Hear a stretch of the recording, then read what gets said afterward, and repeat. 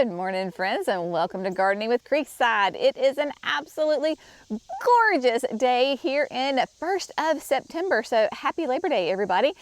We are going to have some fun today. I'm going to give you a bit of a project update for our front porch landscape redesign.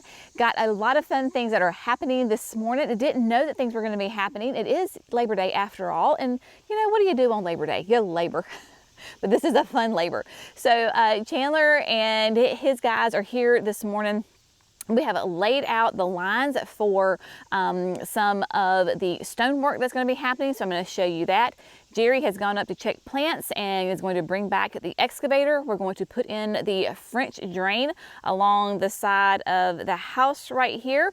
So we've got that. I am going to take you down to the nursery because while Jerry and I were in Wyoming, we got a delivery of plants that we're going to be using in this project, and then there were some other gorgeous, this was a delivery of like epic proportions with beautiful plants.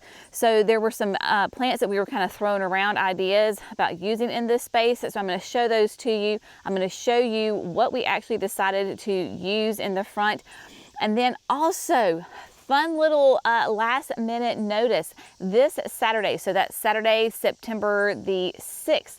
Mimi has offered to open up her butterfly garden for visitors. This is going to be a free event this Saturday from there's going to be a 10 o'clock session and an 11 o'clock session where Mimi is going to walk you through her butterfly garden. It's an official Monarch way station, and so if you are interested in coming, I will give you all those details, but it's this Saturday, September the 6th from there's a 10 o'clock and an 11 o'clock. We can do 20 people per session just because of the size. So if you want to come to the nursery, 10 and 11, 20 people, completely free.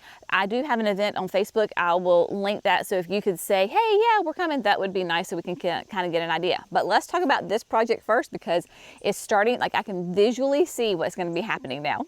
Alrighty, so we're going to walk up here to the daylily bed because it's going to be easier to see, hopefully, that this line will show up along the driveway. So like I said, Chandler and his guys are here this morning. So they got here nice, bright and early this morning to lay out the lines and to know exactly where this, where the stone is going to go. So along the driveway, you can see that I'm walking a good little distance from the house. Along a portion of the driveway, what we're going to do is we're going to put stone edging, and so all the products that we're using are Belgard products. I will put up the information for you so you can kind of get a visual idea. Jerry and I are going actually tomorrow to get it. That's a whole nother story. But so along the driveway, we're going to have this edging, and again, I hope that it's going to show up on the camera. I'm not sure. But you can see there's a pin right here, and this pin runs all the way, or the string line rather, runs all the way back to the driveway. So roughly from this point all the way to the concrete pad at the garage, we're gonna have that stone edging. I think it's like 4.5, and I'm guessing here, y'all, I think it's 4.5 inches wide, 6 to 8 inches tall, and then maybe 10 inches long, something like that.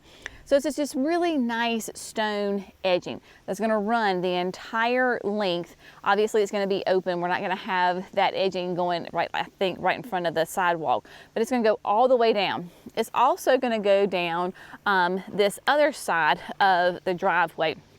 So we have a yellow line here, and so this line comes and it goes down. Now it's going to be a little different, but basically what's going to happen is, and then they're going to come in, they're going to get rid of this grass, we're going to bring the flower bed down, and then the stone's going to come in here and kind of curve and be wide open, and then it will tuck back into the flower bed. Same thing over here, because this is, remember, where we had to put in the drain pipe for all of the driveway drainage. If you missed that video, I will link it so you can check out, because we had to tear up our entire driveway. There used to be a flower bed right there, and it got all torn up. We're gonna build it back, but build it differently. So this stone will come and it will swoosh out too as well. So basically when you come into the driveway, so you're driving in and you'll have stone that kind of swooshes out this way, stone that swooshes out this way. So you have a nice big entrance that you can come in, and then it'll kind of narrow down just a little bit as it goes down. So that's what they were doing, is stringing all of those lines down here so they know exactly like how much grass to cut out. We've got a lot of irrigation to move, and so you can see maybe Chandler down there, they're starting to dig up all the irrigation heads down there. So coming in, we're going to have that stone edging all the way down. Now, here on the, as we're walking on the left, you can see that orange cone. That's where the one drain pipe, well, the catch basin is rather. Yesterday, Jerry was testing out the irrigation, and if you remember, this is where he had the excavator and he accidentally ripped up a main line of irrigation. So they repaired it here, but obviously that didn't work. There was also another break here. So you're gonna have to dig this back up and like dig out a lot and fix this. So that obviously this has to get fixed before the stone edging goes in. So thought we had fixed the problem, but obviously not. So that's gonna be an issue. So right now, as the plan is here, the stone edging is going to stop because we have this catch basin here, and we need to have access to go into the yard because you've got to have access, like the lawnmowers and those kinds of things, to be able to get up in the yard. So we're going to figure this out, but basically the edging is going to stop here. We're going to have a break, and then roughly about right here, it will start again, and it will come, and then it will swoosh around the grass, and it will come and it will tie directly into the wall right there. So we'll have that nice stone edging all the way around.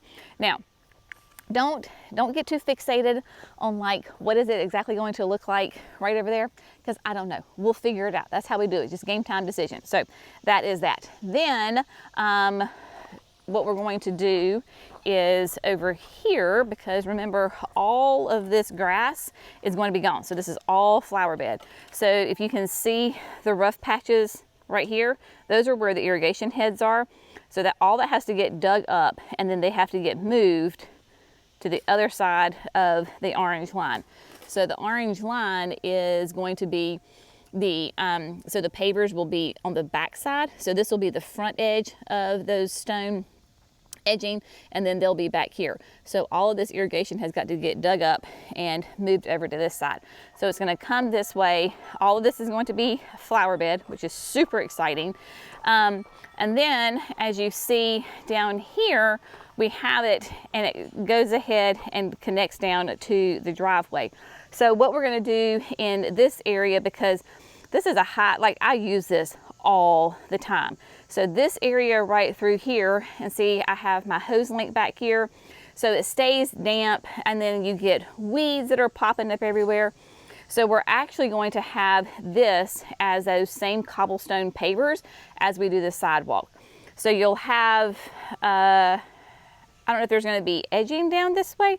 I don't think there is. I think that's just the edge of where the stone is going to be, and then there'll be gravel over here, I think. And then basically the edging, that's right, is going to come through here and go straight and then tie in to the wall right there. I'm not going to have to move my hostas. They're just so big that they're over the line, and I'll just cut them back, which is fine. This is a perfect time of year to do this. So I can just cut them back, and they can go ahead and put that edging in there, and then come spring, once they come up, they can hang over and be on the cobblestone, and it will be fine. So that is the plan for that right now. You may have noticed that the orange line for where the edging is going to be cuts through like here on the sidewalk, and so they went ahead and popped a chalk line right here. So what we're going to have is the cobblestone will go, we're leaving the concrete pad of the sidewalk, and we're going to build on top of that. So from the blue line to me will be the edge, like the blue line is the edge of the cobblestone, and then this concrete will just be under gravel. because it just was too funky to do that line, so it's fine. So it'll just be this part of the sidewalk will be covered up, and then the cobblestone will start back there. Then they went ahead, and you can see that we've got some orange paint lines right here, because we're going to make the sidewalk a little wider. I think it's like 6 inches on each side. So this will be, the orange line is where the cobblestone will come up to, and then we'll have the edging on the other side. So you can see, like right here, this is a great example. So the cobblestone will come right up here, and then this is the width of the edging. So this will be the front line of the edge, and then is that right? No. Cobblestone up to here, the edger goes here, so that's the back edge. So this will actually be where the flower bed starts. So yeah, there we go. So as you can see, they're getting those irrigation heads dug up, because obviously we're making the flower bed bigger. All of this part will be grass as well, so I have to dig those up and pull them out. So that's what they're doing right now. What Jerry and what I want to do today is for he and I to be able to come through, and basically we're going to make the flower bed 5 feet past of like 5 feet deep. So I want to come through, and one of us is going to be measuring and one's going to be spraying, so that way we can see the actual outline of the flower bed, because that flower bed is going to go 5 feet wherever this is where it all gets so confusing. Wherever the orange line is, that's the cobblestone. Then you go another couple of 4 inches, and that's going to be the edger. So from the edge out, I want to go 5 feet for the flower bed. So we're going to keep the same shape. So we're going to come through here and spray it, and then of course the bed comes all the way around, and then we're going to go all the way around the side of the house and then tie it back in. So there is a lot of moving parts right now. And so like I said, Jerry has gone to go get the excavator. We're going to put the French drain in today alongside the house. So we're going to get that in. So while he's doing all that, let's go talk plants. Let's talk the fun stuff, and that way I can show you exactly what I know for sure that we're going to be putting in these flower beds. Miss B and I came down here to the nursery. I cannot wait to show you these plants, y'all. Oh, gorgeous. So excited. That's what's kind of driving me. I always say gardening teaches you patience. Well, this project is teaching me patience, because of course I just want to get into like the planting part. But there's so much like infrastructure that has to be done first before you can begin planting, because really planting is like the absolute dead last thing we can do, but that's the fun part for me. So let's talk about some plants that we are going to be putting in there. Like I said, while Jerry and I were gone to Wyoming, they got another delivery. 'Tis the season for deliveries, my friends, and so beautiful, beautiful plants. So let's talk about what we're going to be using. Okay, so let me find it. Okay, I've already pulled ours, but of course the main structure in the back of the flower beds, right there at the front porch, we're going to use the New Gen boxwoods. We're going to be using Independence. So this is Independence, a beautiful, nice, tight, compact, beautiful, bright green, all that new foliage on it. Independence is going to be a slower grower. It's going to be about 3 feet tall and wide in about 10 years. So it is going to be a nice slow grower, but I love boxwoods. I just, some people don't like them. I love them. So, and Jerry feels the same way too. So we're going to be using basically like 5 on each side. So we have got the New Gen Independence boxwood that is going to be going in. And then we have the Firelight Tidbit hydrangeas. So we're going to kind of scatter those around. We're going to do a mass planting of them underneath the Hortsman. And so we have got the Firelight Tidbits. So this is a panicle hydrangea that is nice and petite. It's going to be like 2.5 to 3 feet tall and wide. It is a gorgeous, really, really tight habit on it.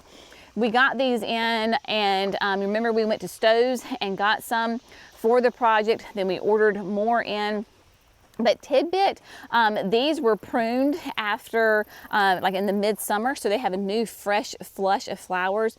Just gorgeous. And so these should turn pink for us because they are fresh flowers that are going to be getting those cooler temperatures. But Firelight tidbit, 2 to 3 tall and wide. So these are going to be fun. Now, like I said, that mass planting underneath that, that Hortsman, and the Hortsman is going to be that blue cedar with this nice bright green, gorgeous. So we're gonna have mass plant underneath it, and then we'll dot some throughout the flower bed. Speaking of gorgeous, look, we got some firelights. You know that I love firelights. I have them up on Hydrangea Hill. These are some of the prettiest firelights. And see, this is what happens when you've got fresh blooms later on in the season, which you can do that by pruning. Then they're going to take on those really pink, beautiful hues. So if you're in, the honeybees are all over them right now. So if you're interested in firelights, these are going to be big boys, 6 to 8 tall and wide, can absolutely do full sun. We have got some of the most beautiful firelights that I have seen in a long time. In fact, I didn't know we were getting them, and I pulled up and I was like, what is that? So we have got both a Firelight and Firelight Tidbit. Love them. So yeah, gorgeous, beautiful flowers on the Firelights. Now, which I don't think we have any down here, they're up at the house, but we have got some that are, this is, okay, all along the front, I get so excited, y'all, I just get like tongue-tied. All along the front, we're gonna have a border of the Perfecto Mundo pink carpet azaleas. So pink carpet is nice and short and wide. So it's gonna be very low growing, hence its name, pink carpet. But it is a beautiful double bloom. It will be an evergreen, obviously, as our azaleas are. But to give you an idea, now this is Perfecto Mundo double pink, but it's going to be the same color, okay? Different habit on it, but it's going to be that really nice, soft baby doll pink. And so you can see like kind of the look, right? So that dark evergreen with those nice soft pinks, they are just beginning to bloom again. We've got those, we've got reds, we've got whites, we've got all sorts of colors of the Perfecto Mundos. And of course, these azaleas love the sun. They drink up the sun. They bloom 3 times a year. So we're gonna have that pink carpet going the entire length. I think we got like 20, 25 of them, something like that. So all the way from the edge of the driveway all the way around the Hortsman. So a nice huge line of those that are going to go around. Now, we do not have this plant yet. I'm going to show it to you though. All right, so you're going to have to use your mind's eye on this with me, okay? So we're going to walk over to the signature garden. This is the great thing about having a signature garden right here, is because I can be talking about a plant and maybe I don't have it in stock yet, but I can go, oh, let's go to the garden and I will show it to you. So remember, okay, Independence boxwood in the very back. Now, next up, we were going back and forth, and I'll show you some of the ideas that we were thinking of, but I'm going to show you what we actually came up with. We are going to use the Mucho Gusto Abelia. Y'all, I love abelias. They are a great southern shrub. They are evergreen. Look at the color on this thing. Is it not beautiful? It has a nice kind of a blue-green foliage, white creamy edges on it. Of course, abelias bloom in late summer. Your pollinators love them, and you can see the habits. So we've got 3 of them here on the corner of this bed at the signature garden. So they have a very free-form habit to it, very nice and loose. So it is wider than it is tall, which will be a nice contrast with the boxwoods. You prune them every late winter. They respond really well to being pruned. So if they were to, we can keep them more controlled because the boxwoods are going to be growing a little bit slower. That's all right. So, but just beautiful, like color, very classic, right?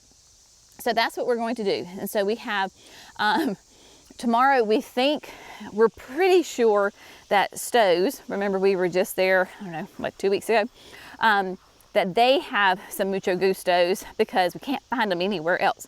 And of course, we love our friends at Stowe's. So we're gonna go and pick up some of those for the house. So then you're gonna have the Mucho Gustos.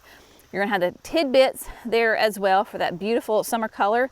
And then let me show you this grass. Oh my heavens. So stinking excited about this gorgeous grass. All right, are you ready? Yes. All right, so I am a huge fan of grasses, whether it's an annual grass or a perennial grass, right? So I really wanted to add grasses to the front porch redesign because it just brings movement, it brings texture to the garden. It is fantastic, and they're so stinking easy to take care of. So why not do that? But then I was going through all of my like Rolodexes of grasses, and everybody was too big. Well, I came upon this grass, and it's relatively new. I don't know that it's widely known yet. It is called chameleon, and it is a schizocarium or a little blue stem. So I was doing research and I found it, and I was like, oh, this is great. This is exactly what I want. Well, then our friends at Gossett's, they happened to come by like the next day. They had like a mobile trade show kind of thing with, they like bring a truck and they have all these samples of their plants. Well, guess what they had? They had chameleon. Yes, they did. And y'all, I probably scared the poor fella. I was so excited about this grass. So it came. So look at these. Now, these are 3 gallons, which are beautiful. Now, the chameleon little blue stem is only going to be about 2 feet tall, and that includes like the when it does its plumes. This is going to have a bright white and green stripes in the early spring and summer, like you can see that now. But what's going to happen, but how it gets its name, is it's going to start turning pink and light purple, which you're starting to see a little bit on the grass right now. This is hardy in zones 3 to 9, but is it not gorgeous? I love it. So what they're going to do is they're going to send up these little spikes right here, and that's going to give it a lot of movement. So these are still kind of a little bit low, which is totally fine. I don't care, but it's also a soft grass. It is not going to cut you because, you know, some grasses will give you paper cuts. This does not. It is stunning. So chameleon schizocarium, or schizocarium is also known as a little blue stem. There you go. So we're using those. So that's going to be in like the front of the house. Now I am sure that I will be putting, especially next year while I'm waiting on everybody to kind of fill in and grow, I will put in some annuals here and there. I will put in, I am sure, some different perennials. This is what I know we're going to start with this fall, get them in and get them established. So that's going to go there. Then on the side of the driveway, I really would love to use one of these Kodiak orange Durvillas in that space, because y'all, look at the color on this thing. Is it not gorgeous? The new growth has that orange kind of, it's just an orange color, like a lovely color contrast. You've got the red stems on here, that beautiful green foliage. Now Durvillas are deciduous, which is totally fine, but Kodiak orange Durvillas are native for us, but I love it because it will do that sun to part shade, and it's hardy in zones 4 to 7. Now I am an 8A, so I need to kind of give it a break in the hot afternoon. So if I can find a spot, this is going to be 3 to 4 feet tall and wide. But I love the color contrast on this Kodiak orange that will fill in that area, because I've got my dark green of my white by the gate camellia. I'm gonna have some hydrangeas in there. I'm gonna have my blue cedar. Remember, we grabbed that. I've got that. That's gonna be going in that bed. I've got my paisley pup. So I just want color. I want loads of color, both evergreen, deciduous, you name it. That's what I want. So I'm gonna try to find somewhere to put that Kodiak orange. I just need one. It's like a specimen plant. But your Durvillas do these really sweet yellow flowers. Oh, love it. Now, talking about the front, where we were thinking about with the, before we kind of decided on the Mucho Gusto, let me just kind of run through like how we think, and like the plants that we went through that we were like, yes, they would work, but maybe that's not exactly what we want. So first off, we have the Fire Chief. Fire Chiefs are amazing. I have them in the cottage garden, and y'all, they're so easy. They are called Fire Chiefs because you can see they have this bronzing on coppery on the tips of them. As the cool temperatures come and develop more and more, this is going to have that copper look all over the entire plant. So in the wintertime, you have this coppery, some would say brown look to it. It is not dead, it's what they do. And then you have that bright green foliage on the inside. So even in the summer, it'll have this copper, hence fire chief look to it. It is very soft, it is not pokey like a cedar. And it'll be this beautiful, nice mounded habit. Really should not have to prune them, basically like a 3x3. If they're really, really happy, it could be a 4x4. So that was gonna be a little bit too big. And so we were just thinking, okay, maybe not exactly what we want. Then there's the cutie patootie tater tot, right? So tater tot is a great option as well. But tater tot, the problem in this location for tater tot was going to be that it was still going to be kind of that same shade of color as the boxwoods, and we wanted a color variation with the boxwoods. Now I have tater tot up in the chicken coop, and I love it. Super, super easy. It is 2 to 3 feet tall, 3 to 4 wide. Another very slow grower, hardy in zones 3 to 8. So there is tater tot, very cute, like I said, a very cutie patootie right there. And then we have, they must have moved them all to the shade. We got the Anna's Magic Ball.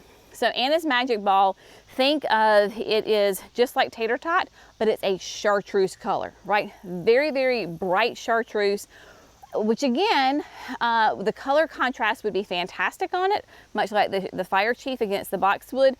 But I was afraid because it's only hardy to a zone 7. Then we're like, will it burn? But so many of y'all have said that you're in a zone 8, A or B, and you have Anna's Magic Ball, and it does great. So we're like, okay, we think it could work.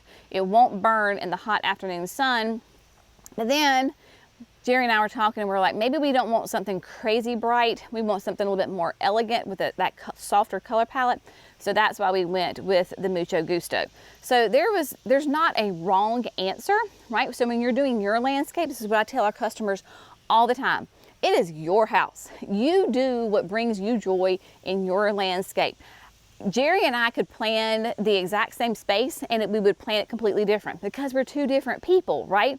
So just because I decided not to use Fire Chief or Anna's Magic Ball, maybe that's the perfect fit for you. Great, that's amazing. That is the beautiful thing about gardens. They're all vastly different. Even if we all had the exact same space, we would all design it completely differently. And that is the beautiful thing about nature and landscaping and gardens. We can do what we want to do in that space, and it's all different. So just because I chose something doesn't mean that you have to choose that. You do what fits best for you and your space.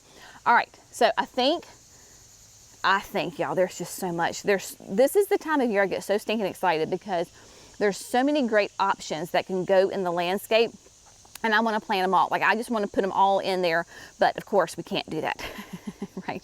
We have to be controlled. So what we're gonna do now is let's head up to Mimi's butterfly garden, because I don't know if the camera is picking up all the butterflies that are down here with me, but dear heavens, here where we are in North Carolina, September is the month for butterflies. I've got pugsters right here, and the swallowtails and all the other ones are all over these butterfly bushes. So, oh my goodness, they are just everywhere. And then we've got the abelias over here. This is Brilliantina. Brilliantina is that great abelia too. And so the butterflies are all over these plants. So we're gonna go up to Mimi's and see all of her beautiful butterflies, because if you're coming on Saturday, this is what you're gonna see. And Mimi herself is gonna be leading the tour. So ask my people from the Signature Experience. For 2 years in a row, that was their favorite part, was the garden tour with Mimi. You don't want to miss it. All right, let's head up there. All right, my friends, so we got up here to Mimi's butterfly garden. Y'all, it is a butterfly haven up here, and she has got baby monarchs all over the place. So I will try to show them to you, but we'll see how the camera, zooms in. I did take some pictures. But this is, I don't know, can you see that sweet little thing right there? That is, they are everywhere. So there's one here, There's one right here. They're everywhere. Oh, there's a guy right here. They are literally all over this plant. So the great thing, of course, about butterflies is that there are host plants for each different variety of butterfly. So they, I guess you could say that the butterflies are a little bit of divas in the fact of they only want to eat one plant as far as when they are little caterpillars. Now, when they are actual butterflies, they love to feast on lots of different flowers. But as the little baby caterpillars, they're very specific to the types of plants that they eat. So your monarchs will only eat your milkweed. So Mimi has got different milkweed through here. And when you look at the plant, you're like, my gosh, the plant looks terrible. Well, of course it looks terrible because the little baby caterpillars are eating it to pieces. So there's here, she had rue in here earlier, or still does rather, but the swallowtails were all over that as far as the caterpillars. You can see her first round of monarchs completely, this milkweed is completely stripped, which is what you want. She's keeping it watered, trying to keep those green leaves on the plants. Again, see how this is just absolutely stripped? That's because those little babies have come through and eaten them like crazy. Now, as we move up here, you'll notice that Mimi has a bench, and she says she put the bench here because on this milkweed, there are tons of them. They are everywhere. So you can see right there, beautiful, sweet little monarch caterpillars. And then she was showing me when we come down this way to this milkweed, when she had her first round of monarchs this spring. See, this was the chrysalis. And so this is where the monarch hatched. So she has one here, then there's another one down here, and then she said there was a third one somewhere else. But this milkweed is also known as hairy balls because it'll do the flowers and then it forms those like seed pods like this. Depending on where you are, it can take off and like with those little seeds and spread like crazy. But where we are in North Carolina, that is not a problem. Very, very controlled. You can see another sweet little baby right there. So she has got tons of plants. The swallowtails are going nuts, feeding on the zinnias and the verbenas and the solidago, the cleome, everything. So again, if you want to come and learn about how to create a butterfly haven in your garden, it is super easy to incorporate this into your existing landscape. You do not have to create a brand new bed, just incorporate it to what you have. Mimi has learned so much over the last year, and she just wants to share that information with everybody. And so she will tell you her tips, her tricks, where she has sources as far as finding certain plants, because you know certain plants you really need to, it's kind of a specialty, it's a niche, and so she has those resources available to you. She also can tell you about her cute little plant umbrellas. So the little plant umbrellas, because I know you're going to ask, these are plants that she's just transplanted. So like Cece brought her some milkweed, and so she needed to transplant and get them in the ground. But of course it's hot and sunny, so she puts them underneath these little plant umbrellas, and they're specifically for plants. She got them on Alpha Amazon. She said you got to get them as a 3-pack, but they're perfect. They have stakes in them. And so you can see all her cutie patootie umbrellas in here. So again, if you want to come learn about butterfly gardens, monarchs, just in general, come this Saturday, September the 6th. We're gonna have a 10 o'clock tour and an 11 o'clock tour. We're gonna try to keep it at 20 people per tour because we're gonna have microphones, and 20 people is a very manageable group that you can come, walk around, talk to Mimi, listen to her, ask questions, that kind of thing. So we would love to see you this Saturday, September 6th. Come learn about butterflies. It is going to be a beautiful, fun event. But yeah, lots of stuff happening here. And so I'm gonna go help Jerry with the French drain. We may show you some of that, and we may not. I really don't know how the day is gonna go. So if we do it, stay tuned. If not, I'll show you some footage on the next video. As always, thanks so much for growing with Creekside. Y'all have an amazing day. We'll see you in the next video. Bye guys.